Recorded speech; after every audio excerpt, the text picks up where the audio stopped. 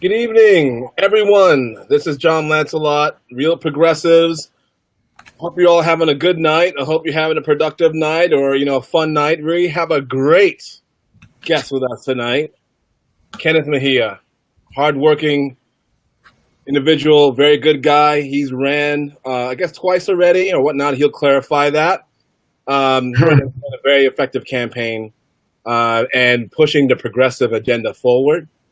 And so it's going to be a half hour because that's what he requested. So we're going to make this very, very effective. And we're going to bring him on. Hello, Kenneth. How you doing, brother? Hey, John. Hey, Real Progressives. What's up, everybody? Hey, yeah, good to have you, man. And, I've been wanting to have you on the show for a while. I know the last time I was supposed to have you, I got sick, but I'm glad to have you back. And, I just wanted to have you on the show. I'm glad to have you here. And I hope we have many more interviews in the future. And I really hope to see you in Congress one day. Oh, thanks, man. I appreciate it. All right. So we're going to start out. What got you into politics? I mean, I've heard a lot about you. I know we met at the People's Summit last year. We didn't know that we would be crossing paths again. But, this movement, we all sort of know each other in some indirect way. But what got you into this? And, to get deep into politics. Right. So, it all started last year. I was inspired politically when Bernie Sanders first ran for president.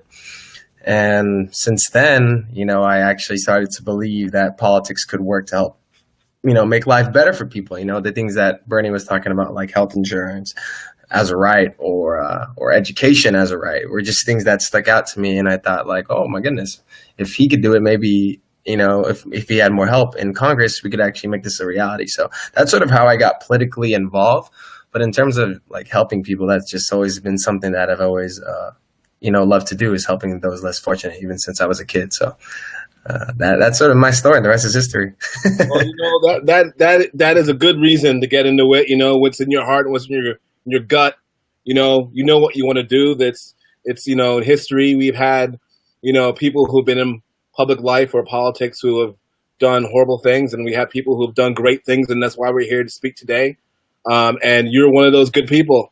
I definitely believe that, and that's why I have you here.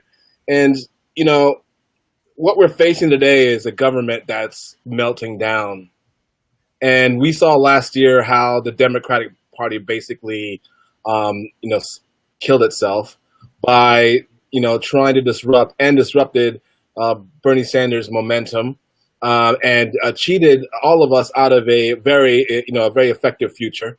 He was bringing a lot of people into the Democratic Party, and they could have had power for a long time, but they decided that they wanted to. They're so arrogant, and they felt that they could have just cut it out and be able to continue the way they have.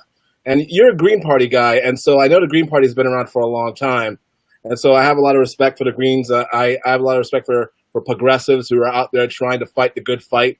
And, I just want to know, which domestic policies are you most passionate about? And how do you want to, change the U.S.? Yeah, I mean, some of the biggest issues domestically here that I think we need to focus on is, number one, right now, I think healthcare is a big issue right here, especially with the passing of, the first round of Trump care through the House. Yeah, as you said, if they literally, didn't cheat Bernie out, or even if Hillary, I think even if she did push for single payer healthcare, I think it would have even gave her a better edge over a Trump. But that unfortunately that hasn't happened. but one big thing is healthcare. I believe healthcare should be a right for everyone.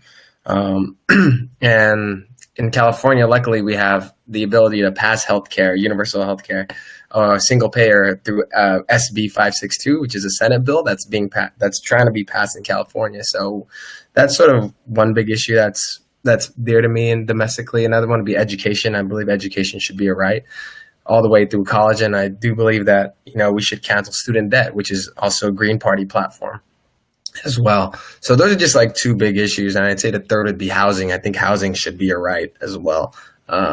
Across the United States, we should look into more universal rent control and also, more public housing like they do in other industrialized nations in Europe, where they actually help you and give housing to people who can't afford it. And when you do get a job and you do get enough money to lift yourself out of public housing, they actually let you stay there, and you sort of have mixed income housing, and they also help you find a new place to live. So I think, housing is also a big thing too that I think domestically we need to focus on. So those three things. Absolutely. Absolutely. And these programs that you're talking about, these are things within Congress's power, because, Congress has the power to make these things happen. And what we usually say at Real Progressives, what I'm always talking about, and what Stephen's always talking about, is, federal jobs guarantee and, rebuilding our infrastructure. And, Congress is never going to go broke. So why don't we structure a plan for these programs that you're talking about? Because if that's what the American people need, that's what they should get. And all of this fear mongering by the both major parties has basically confused the public into thinking that, the the federal government is ran like a household when it's not. Exactly. So, we want to, construct a Green New Deal. And what you're talking about sounds like something that we could all work on together. It doesn't matter if you're Green or you're a People's Party or you're a Progressive Independence Party or Real Progressives or any organization that's a progressive, that we could all, bring this together and come up with real policies that, we could deliver on. And I want to know your thoughts on the economics of making this happen. Yeah, no, well, to your first point, I definitely agree. Everyone, across party lines, especially for healthcare, single payer, I think over 60% of people across party lines agree that healthcare should be right. And I also believe, they believe probably the same thing with education and also housing as well. In terms of the economics, as you said, Congress does have the power. They actually have the power of the purse, and the purse is the Fed. So if we could actually utilize the Fed for its proper intentions, not for creating money to bail out Wall Street or create money, or issue currency to fund the military industrial complex, why don't we use that, the Fed, or, to basically fund healthcare as a right, or fund education, or cancel student debt, or even provide housing, help those who are living on the streets, the 550,000 people living, homeless on the streets. Why don't we give them a solution instead of, stop using our money for things that are absolutely no use or affects any one of us. So that's sort of, I agree with you. I think we should use Congress and their authority over the Federal Reserve. So. Absolutely. And we also have to pay attention to the fact that there are rules in Congress that even if someone like yourself managed to make it into the House or the Senate, that you have to suspend that rule that has a ceiling, or I would call a floor, on the debt with this is fear. And you're an economics guy, this fear of inflation when people are not working. People are in tent cities. I'm talking about people that are brilliant, people who just come upon hard times that need a boost. And, we have these people who are like basically eating off of gold plates, talking about inflation, like, money, we're not on the gold standard anymore. So what do you think is happening? Usually, I like to default to, maybe these people don't know, these people are, in Congress and their advisors are just ignorant of it. But I think that, there's a little more to the story. I think they really don't really care about, what's really happening to everyday working class American citizens. And so how do we address this? This is like this, I noticed when I used to work in Washington, there's like this tiptoeing around issues, and I still see it where Trump, they're talking about like Trump like it's a ball game between the Democrats and Republicans. No, this is bad for our country. This is bad for the American people. How do we address this and say, hey, you know what? What's going on is wicked and we need to stop it? How would you address that? Right. Well, I think, first of all, like you said, everyone is fear-mongering one another, the two parties, even the media, they're playing that up, and people are getting distracted by the real issues at hand. Even right now when they're debating healthcare right now, they're saying, we can't do this because we don't have money. We don't know where we're going to get this money from. And so I think what we need to do is sort of explain to people how government programs actually get funded. And I think a lot of people don't know that. And sort of that's what you hear right now from rhetoric, even from mostly on the right, like, my hard-earned tax dollars are not going to pay for your health insurance. But if they actually, you sat down with them, you actually try to explain to them like, hey, well, we're actually the issue of our own currency. We're never going to go bankrupt. We could fund anything we want. How do you think the military gets its money? Like there's endless spending. And I think that's sort of what we have to do in order to get people across the aisle to agree with us. Is sort of we have to sit down with them and sort of make them realize how all of these programs are possible, which are normal in other countries across the world, but they're not here. So I think that's sort of what we have to do, and sort of try not to bash as much as you can, even though that's one thing we love to do. But I think just understanding, just teaching people how things work.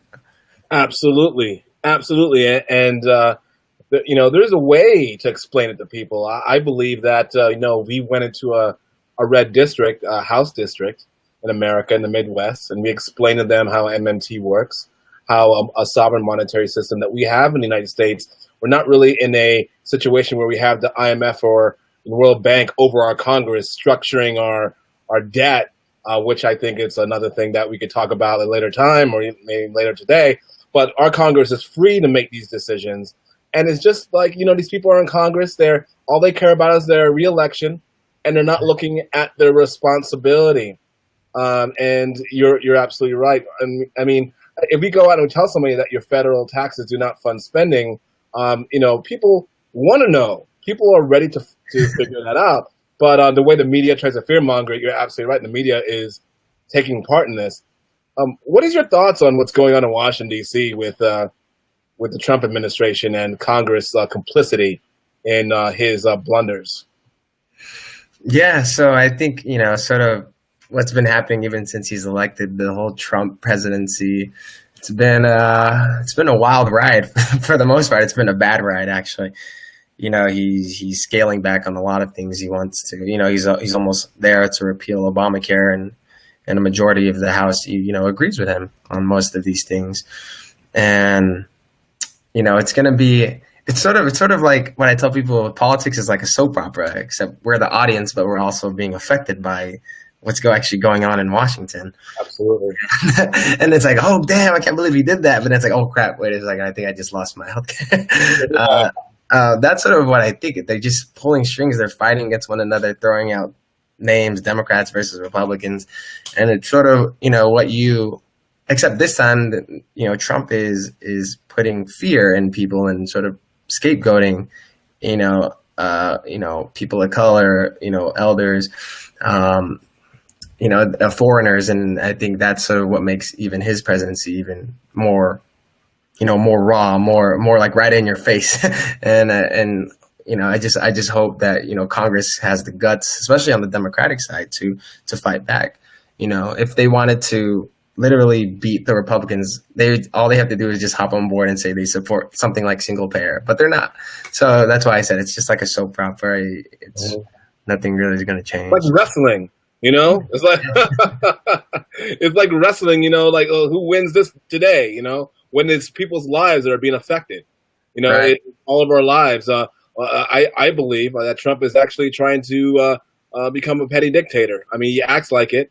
He's running over all of our checks and balances and our institutions. Exactly. So as progressives, I believe that we have the wherewithal. I think we're in a good position to make change, right, and to bring this thing and defeat this whole thing. That's my belief. But right now, our movement is sort of shattered and broken apart. And I know everybody is waiting for Bernie to make a move. But the thing is that if he doesn't make a move and he stays in the Democratic Party, how do we consolidate our movement into a coalition? I've been racking my brain about it. There's a lot of great people who are involved in leading different organizations that I know, and I know you're out there, and we're all out here doing our thing. How do we consolidate that and make it into a block? Yeah, I mean, I think number one, I think we all can agree that we can agree on the issues. In terms of tactics, I think that's where a lot of people disagree with. I think, for me, for example, my tactic on sort of fighting for these issues politically is with the Green Party, but some other people who are fighting on the same issues might think so within the Democratic Party, or with someone else. And so, I think what we could do is build coalitions. I think is the number one big thing, regardless of your party affiliation. But where it draws the line for like many people like me or some people in the Green Party is when it comes down to running elections or whatnot. Is, how can you say you're going to fight for single payer but you're going to run Democrat or something, and they don't even want single payer, right? But in terms of like getting measures and propositions and whatnot and organizing people around to fight back, that's good. But once you start throwing out politics like, oh well, that's why we gotta elect Hillary Clinton, and then it's like, oh wait a second. Hey, you just told me the same thing goes the same. Like, oh, we gotta elect the Democrats and beat the Republican. Then it just throws off everybody. Yeah. And I think so. That's where if you could just keep it to the issues and whatnot, and then that's sort of where I sort of draw the line when it starts getting political. Sort of where right, and the Democrats don't seem to want anything but our votes, and then they chuck us to the side. But right now, they're in a very weak position. I believe the Democrats are in a very, very weak position, not only in the government, but in our society. I mean, just with I talk to anyone, it's uncanny. You speak to a progressive, they're like, "Oh no, I love Bernie. I don't like the Democrats." Or like, people are also like with the Greens. Like people like what the Greens are about, but don't really understand what the Greens, are. The Greens are still building their base and this ongoing thing. But what I do believe is that we, as progressives, doesn't matter whether you're green, doesn't matter whether you're, let's say, Future People's Party or anything else, or the Democratic Socialists of America or whatnot, that we need to hang together. We need to somehow consolidate and say, you know what, we'll agree to disagree on how we're going to do it, but the issues we agree on. Oh, of course. And, we need to have a conference. I know they have the People Summit, they have that, but we should have more than that. We should have a grassroots summit just for people on the ground like us who've been out here working our tails off and who are running these organizations, great organizations, running candidates like yourself, and get together and figure out how we're going to move forward. Because look, we have 2018 and we have a election that's coming up, and I'm not sure if you're going to run again, but what do you think is 2018 is going to look like? Yeah, I think 2018 is going to be interesting. First of all, Bernie woke everyone up. A lot of people who weren't paying attention to politics are now paying attention to politics, especially, with Trump elected. Everyone is a political expert now. So I think in 2018, what you're going to see is a lot of progressives running, and it might split the vote. That's sort of what we saw in our election just a month ago. We were the first to throw our hat in, and then, a whole bunch of other people started throwing their hats in. And I think that's sort of what you're going to see in 2018. And then I believe that's what's going to be our downfall, is that people are answering the call, but, not as effectively as it should be. And number two, I think it's going to be a whole Democrat versus Republican thing. Like, for example, when all the Republican House members voted yes to repeal Obamacare, the first thing the Democrats did is they started an act of blue that said, let's raise money for Democrats against every Republican congressman. And it's just like no, like stop that. And that's the second thing that sort of is going to splinter our thing, is they're going to try to focus this on Democrats versus Republicans. So that's sort of what I believe we're going to see in 2018. A lot of co-opting of the word resistance, Hillary Clinton, for example, Onward Together. She's probably going to sponsor a whole bunch of candidates running as well. And it's just going to be a huge competition between the Progressive Olympics. Yeah. Right. It's going to be interesting to see if she runs candidates, because she's such a negative when it comes to the Democrats. I mean, I don't know her personally, so I don't know how, I'm sure she's a pleasant human being. But when it comes to politics, she's not liked. And any progressive that wants to work with her might not get elected. Let's just be real about it. No matter how bad it is, it's just like you're put between a rock and a hard place. How do you think the Greens are going to fit into 2018? Because the thing is that we have a whole progressive bloc that is independent, that are sick of the Democrats, that are not going to go back regardless, and then you're going to have those who are going to be so scared of the Republicans that they're going to go back and vote for anyone that's not Republican. And so how do the Greens and how do you fit into it? Are you going to run again? Well, when it comes to the Green Party in 2018, I believe there's actually a lot of Greens are going to run. I hope so. I'm hoping. I know here in California, we're going to try to run as many Greens, especially here in the LA area, as much as we can. And not just, on the federal level through Congress, but also city council, through school boards, neighborhood councils and whatnot. So this is actually the time that the Green Party should use to their advantage. They have time right now to build their base, talk to the community. And I believe that in 2018, you're going to see a good handful of Greens running in the June primary. So as for me, I will get back to everyone on that. Like an announcement if I'm running. I'm not trying to get anything out of you, man. I was just wondering, people are waiting for you to make your next move, and it'll be my third time. Hey, time's a charm. Come on.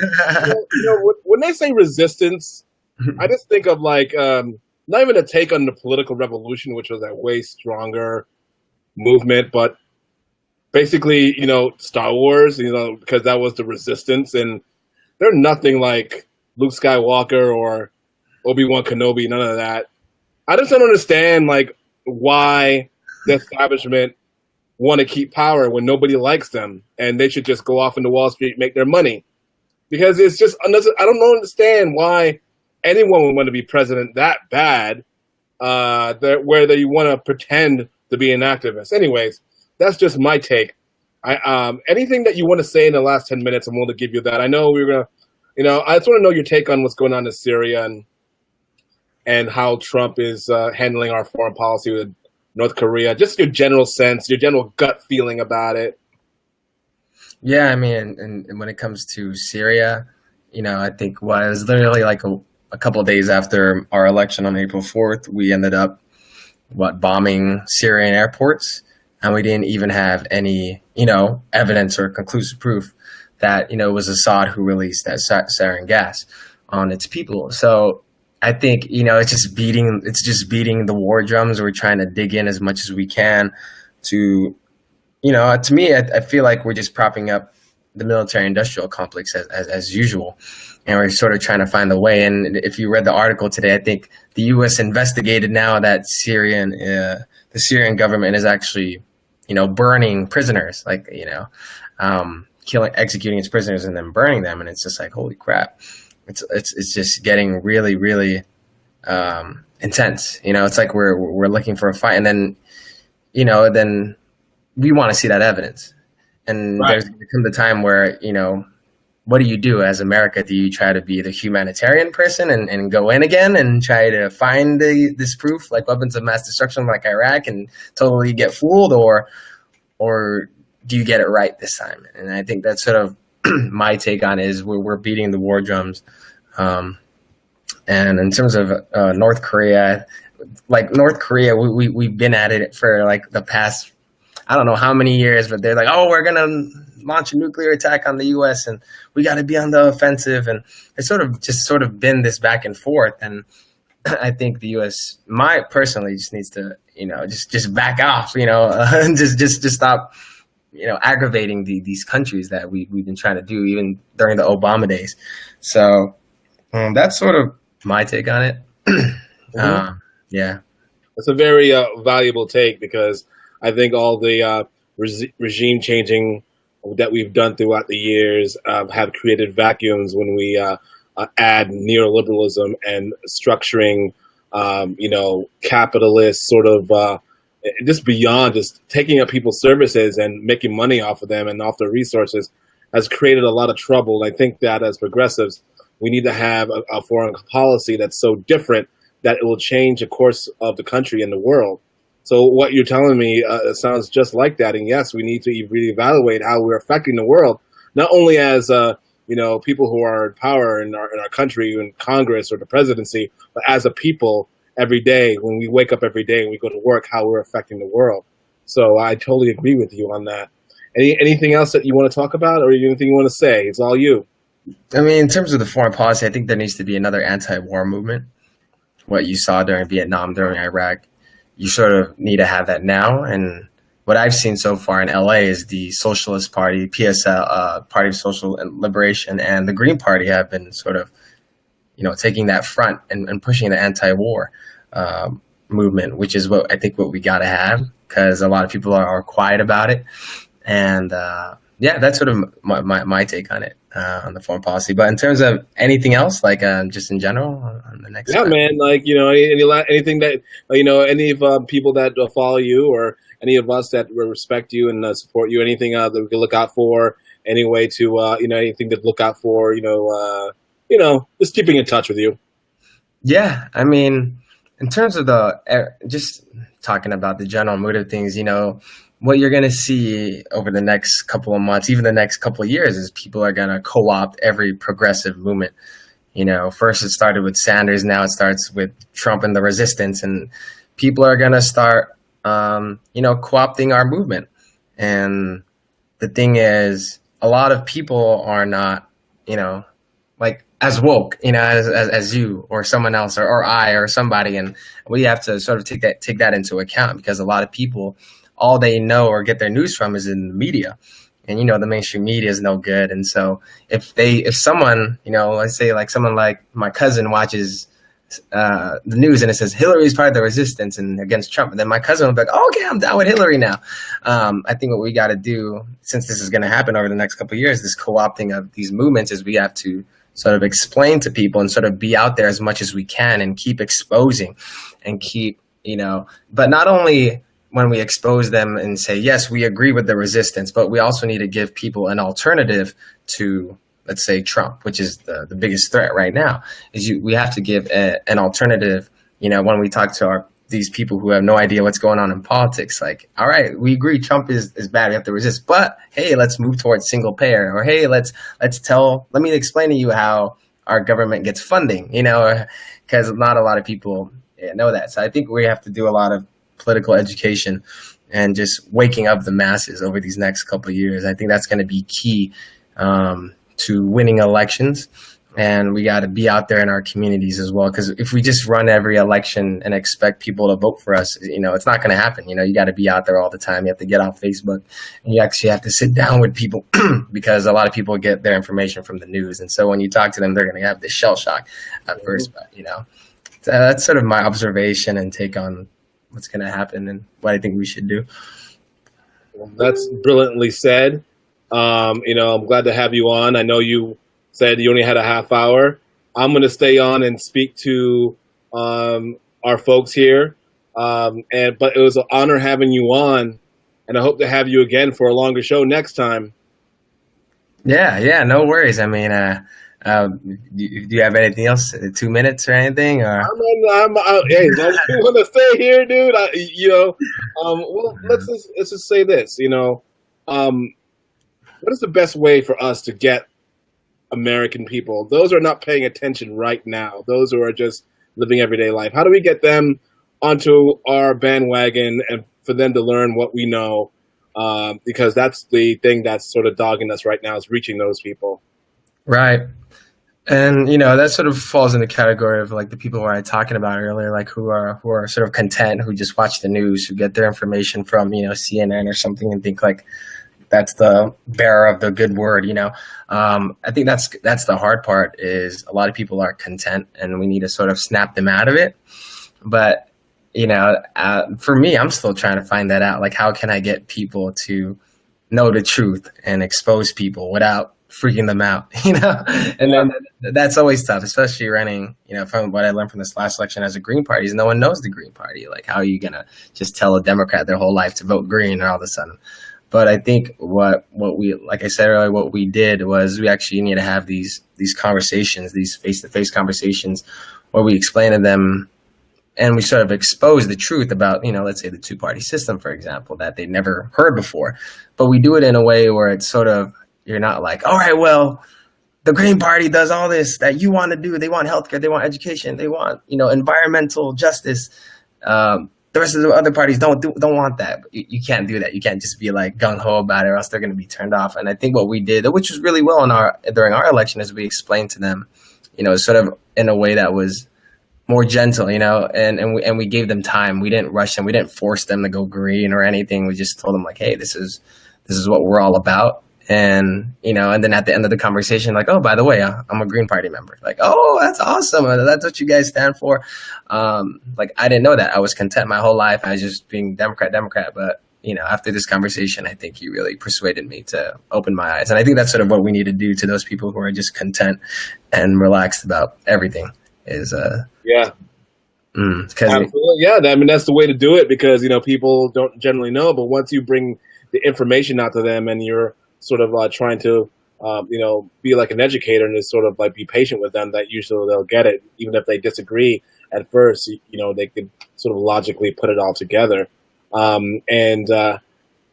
what we have to do. That's our job, and it's not like we're getting paid for this, but it's like what you said earlier. You don't care if we're getting paid. Yeah, we have to do it on the issues. And so, what we did in LA is we're fighting against police brutality, against gentrification, against homelessness.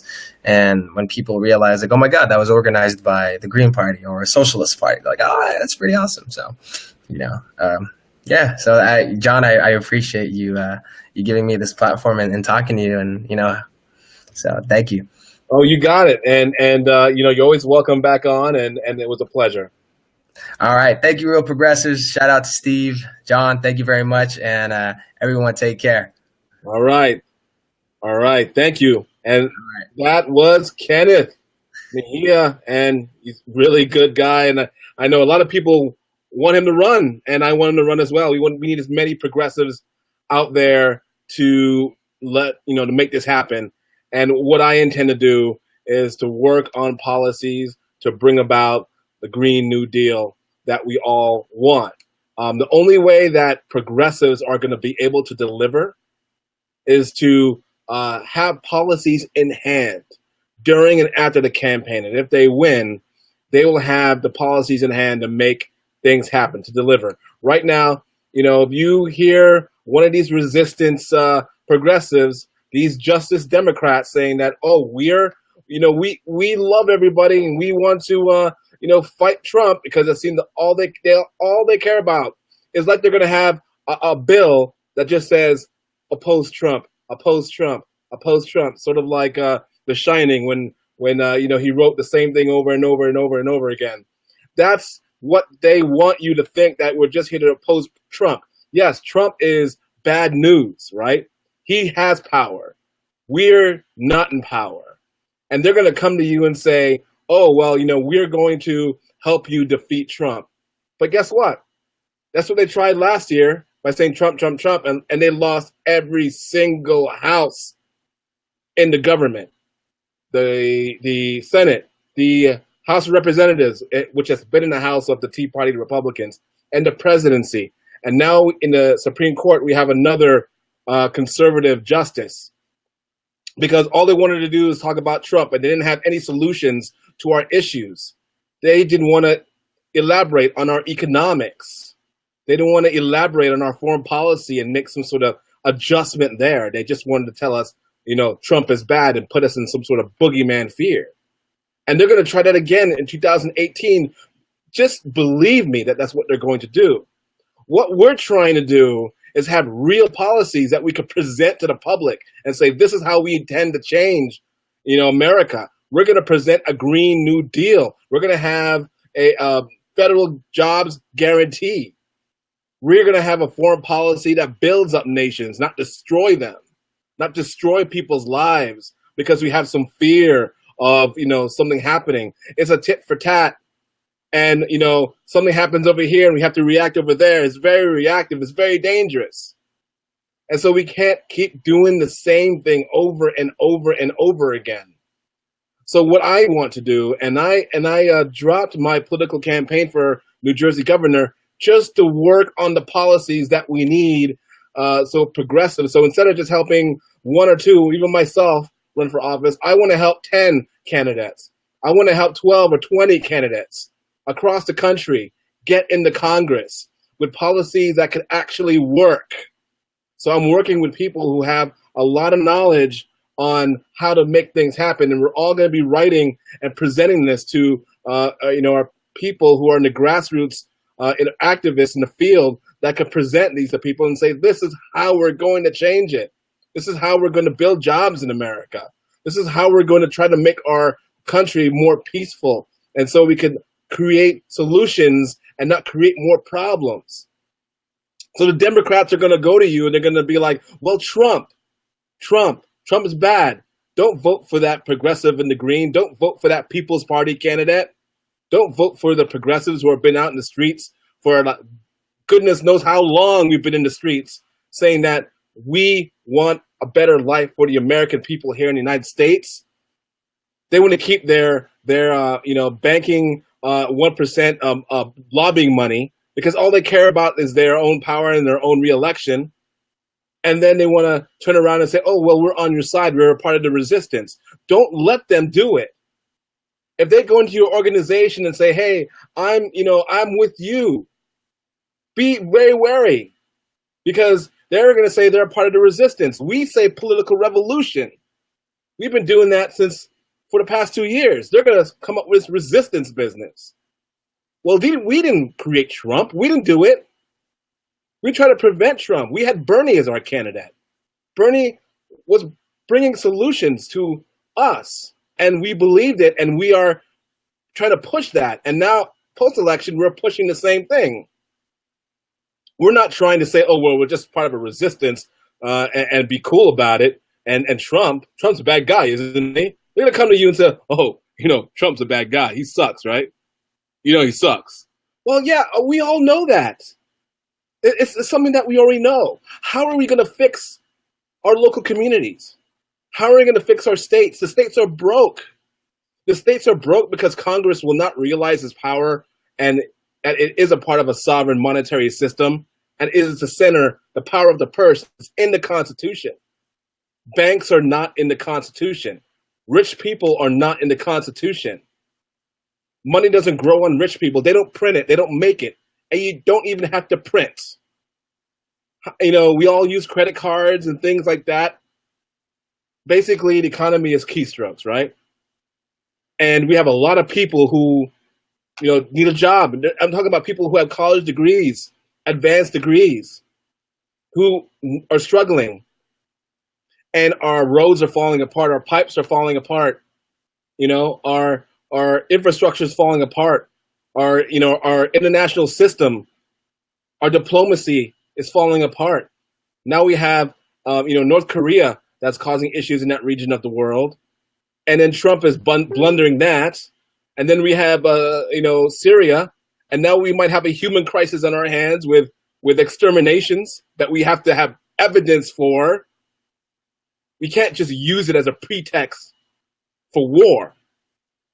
We have to have, that's what the UN is for, is to, Amnesty International. They have to come up and figure out, because I know they had aerial photos of the area. They need to come up with real evidence that this is going on. We know it's happening, right? But we need to know the extent of it and what it means and where we went wrong with the whole region. That region of the world is very, very is confused, and there's a lot of people being destroyed there. But there's a reason for this, and I'm going to bring this up. So when we invaded Iraq at the September 11th, right? We went and we invaded. What did we do? How was the vacuum created?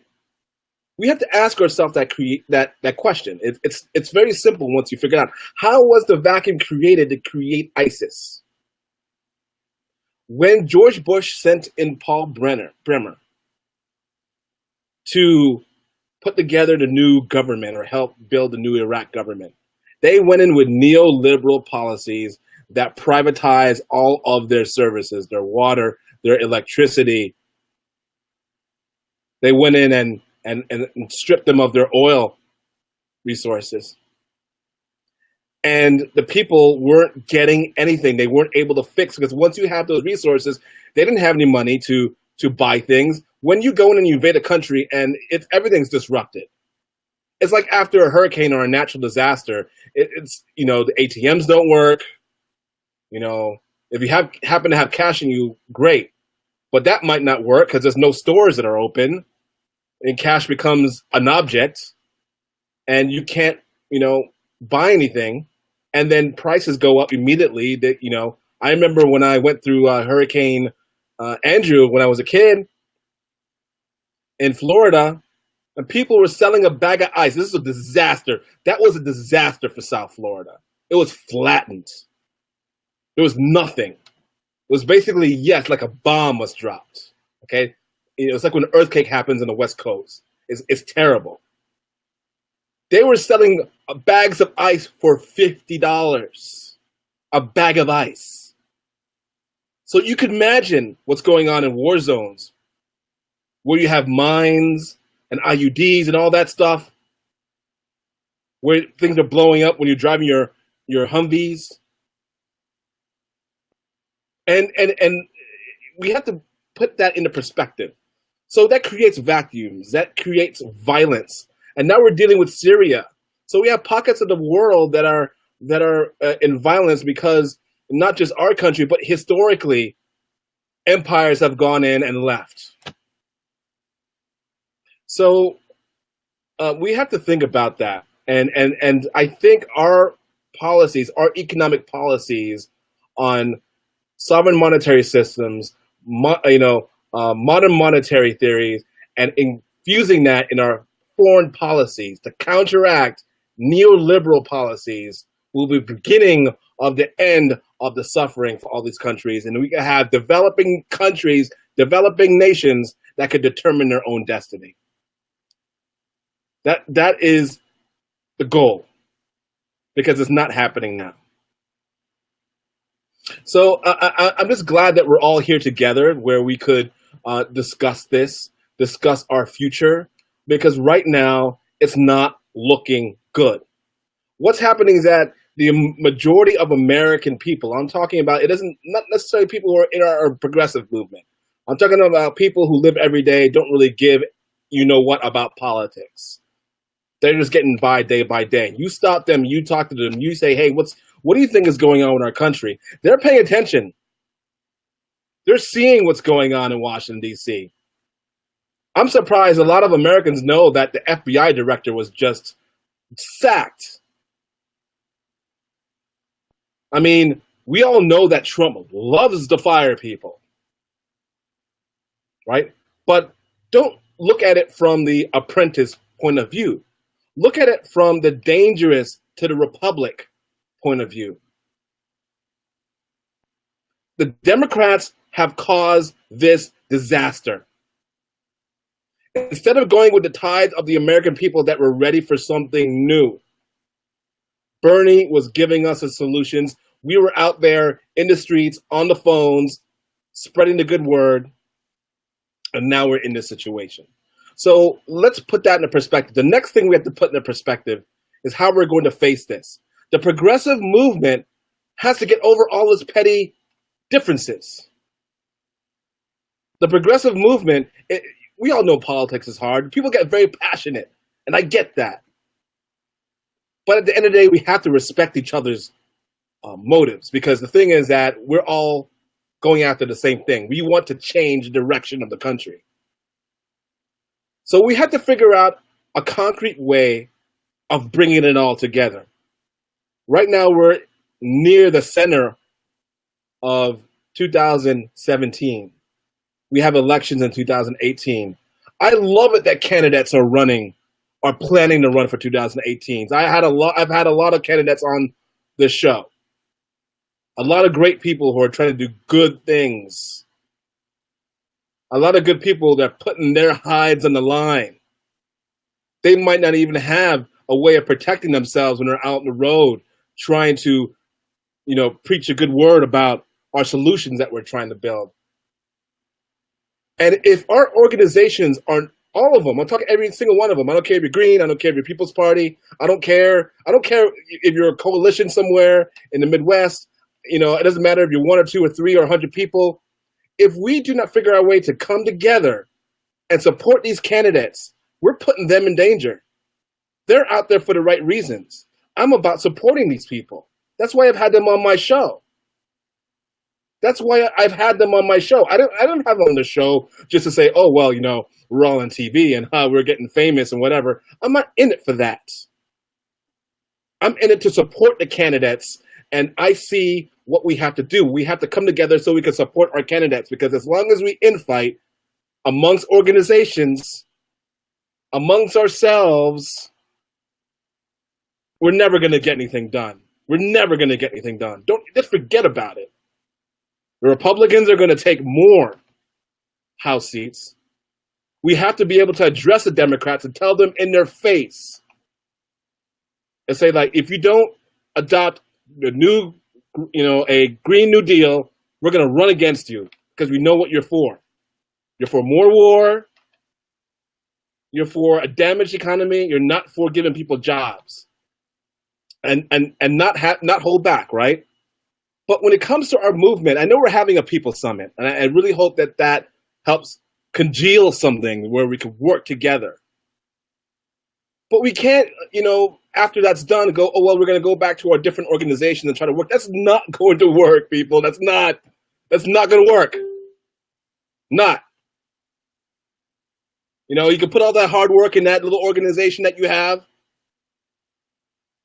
But if you can't bring the Green Party to the table and give them feedback on how you feel that things should go forward, if you can't bring the People's Party and give them feedback and try to bring them to the table, if we can't all come to the table and say, look, we might have little differences, but we have a bigger problem to deal with, so we have to just forget about all that and have some sort of system where we can run and support our candidates to get into Congress so we can have our Green New Deal. If we can't do that, we are wasting our time.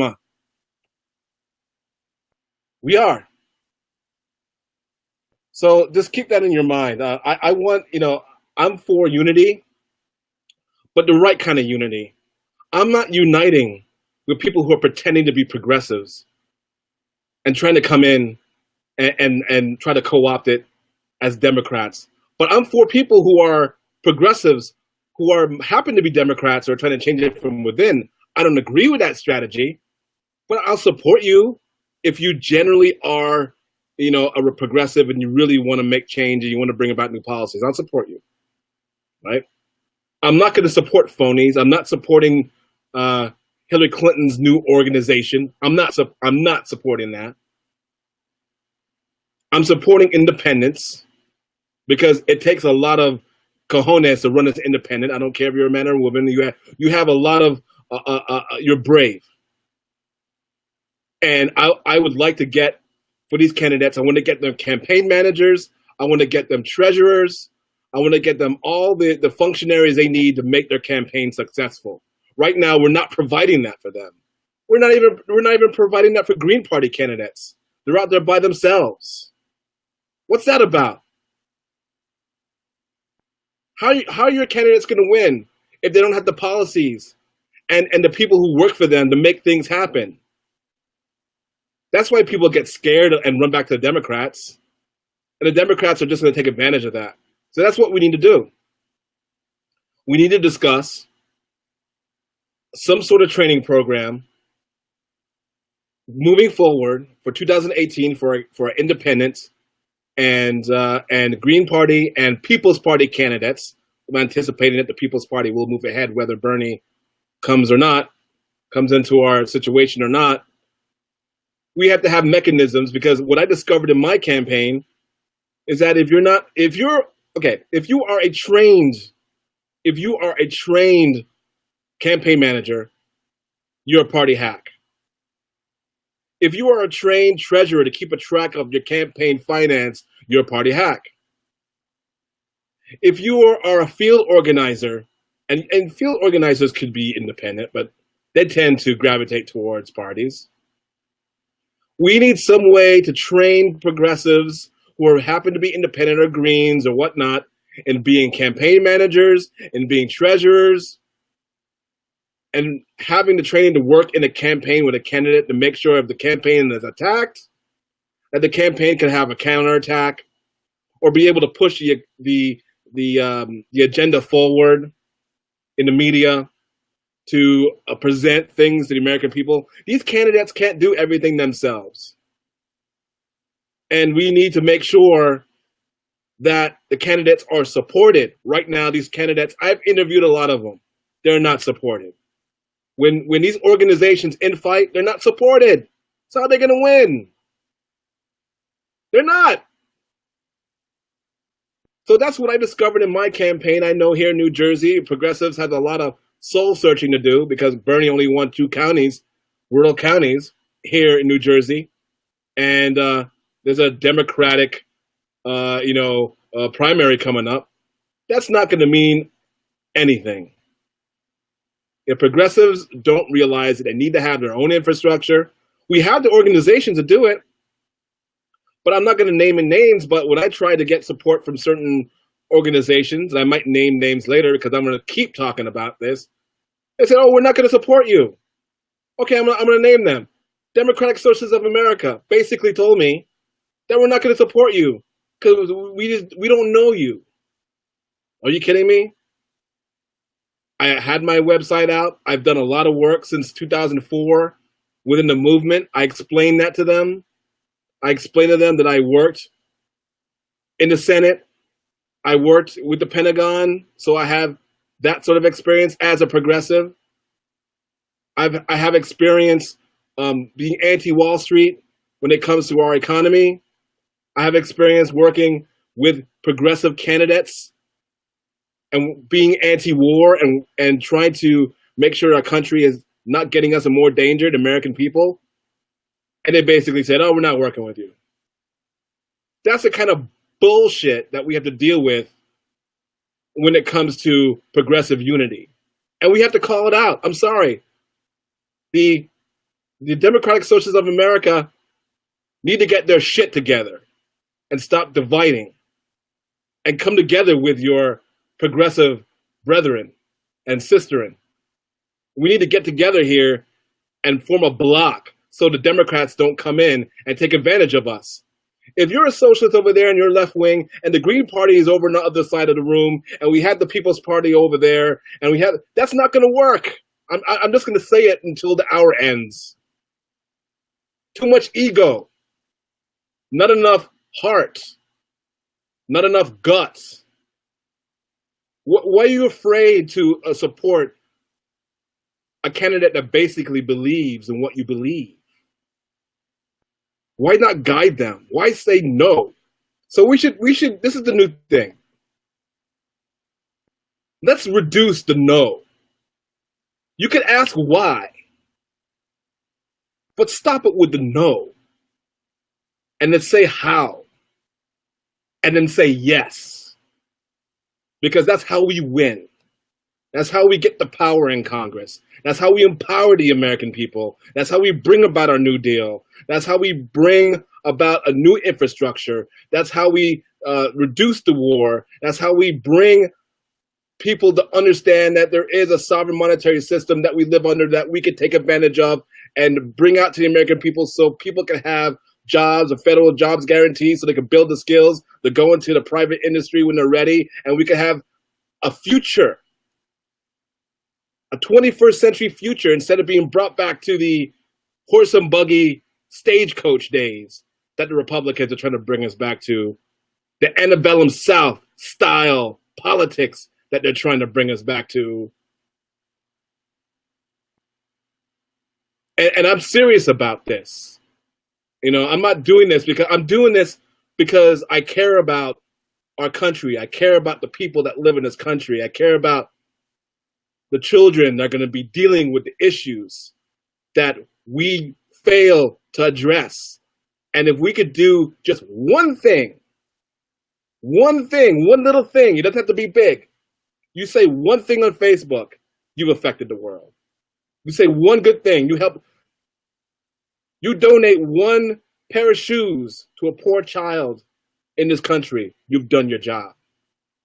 You feed one homeless person, you feed them, you give them clothes, you've done your job. You speak up to a congressman. And this week, I'm going to be interviewing Jeffrey Ginter. I hope I'm saying his last name right. the gentleman who stood up to a congressman here in New Jersey, a citizen, made a bigger splash than any legislature in this state, and called him out and shredded him. And I'm going to have him on the show on Wednesday because I want him to tell his story. Because that's what I'm talking about. Everyday citizens. You don't have to be in a group. You don't have to be a politician. You don't have to have a PhD in economics or politics. You don't even have to have a degree. Just when you see a family in need, whether you could send them money or give them money, do it. If you have a friend at work who's depressed, help them out. Help your family member who might be a pain, but you love them, so you're going to help them out because then they're going to go and help somebody else out. Be a good co-worker because everybody's struggling. Someone is broken down on the side of the road. Help them change their tire. Those little things mean a lot. Goes a far way. You don't have to run for office. You don't have to be a president to change this country. That's what Jeffrey Ginter proves. You don't have to be a senator, some stuffy senator that doesn't want to do his job, bring about a new Green Deal, a Green New Deal. You don't have to be a president. You could just be yourself and do one thing that you feel is right, and you will change the world. Don't let anyone tell you that you can't do it. Because Jeffrey now has been all over the world now. I spoke to him today. He said people from all over the world are emailing him for what he did. In our country, people from all over the world. All over the world, man. It's just incredible how one citizen could stand up to a congressman that is clueless and wake up another portion of our country. Think about that. And I want to thank you all for being here and participating in the show. And this Wednesday at 9:30, I'm going to be interviewing Jeffrey, and I hope to see you all there. And please, please invite your friends and your family. Love every single one of you. I'll see you. Have a good night. Bye-bye.